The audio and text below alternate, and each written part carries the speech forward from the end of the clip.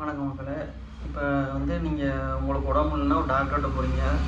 அந்த மாதிரி இப்போ உங்கள் மொபைலில் ஒரு பிரச்சனை ஆகுது. அப்போ யார்கிட்ட போவீங்க? ஒரு மெக்கானிக்கிட்ட போவீங்க.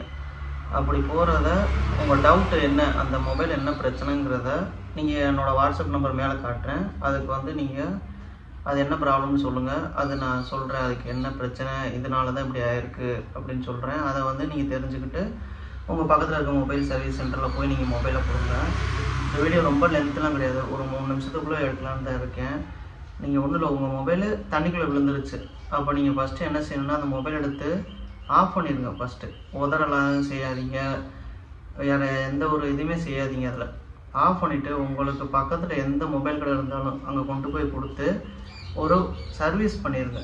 அவ்வளோதான். பிரித்து மொபைலை ஃபஸ்ட்டு பிரித்து அதை சர்வீஸ் பண்ணிடுங்க. ஃபஸ்ட்டு ஒன்று. ரெண்டாவது, உங்கள் மொபைலில் பேட்ரி வீங்கிடும். அது உங்களுக்கு தெரியாது, அந்த டோர் தூக்கிட்டு வரும். அப்போ நீங்கள் அதை பார்த்து தெரிஞ்சுக்குங்க. இந்த மாதிரி பேட்ரி வீங்கினா தான் இந்த டோரு தூக்கும்னு சொல்லிட்டு.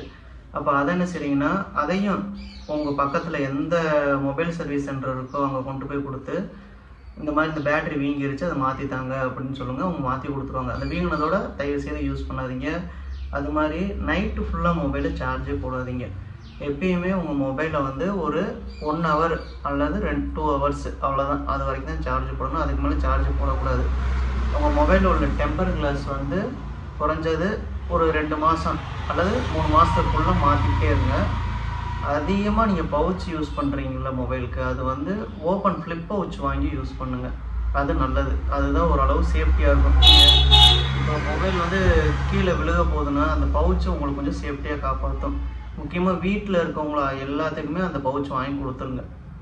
அப்புறம் உங்கள் மொபைல் இப்போ ஒரு மைக்கு, ஸ்பீக்கரு, ரிங்கரு இந்த மாதிரி சின்ன சின்ன வேலை உங்களுக்கு கேட்கல, கம்மியாக கேட்குதுனாலும் அதை எப்படி க்ளீன் பண்ணுறதுன்னு கூட உங்களுக்கு நான் சொல்லி கொடுத்துறேன். அதை நீங்கள் வீட்டிலே இருந்து நீங்களே பண்ணிடலாம். வெளியே கொண்டு போய் கடையில் கொடுத்து நீங்கள் கஷ்டப்படணும் அவசியம் இல்லை.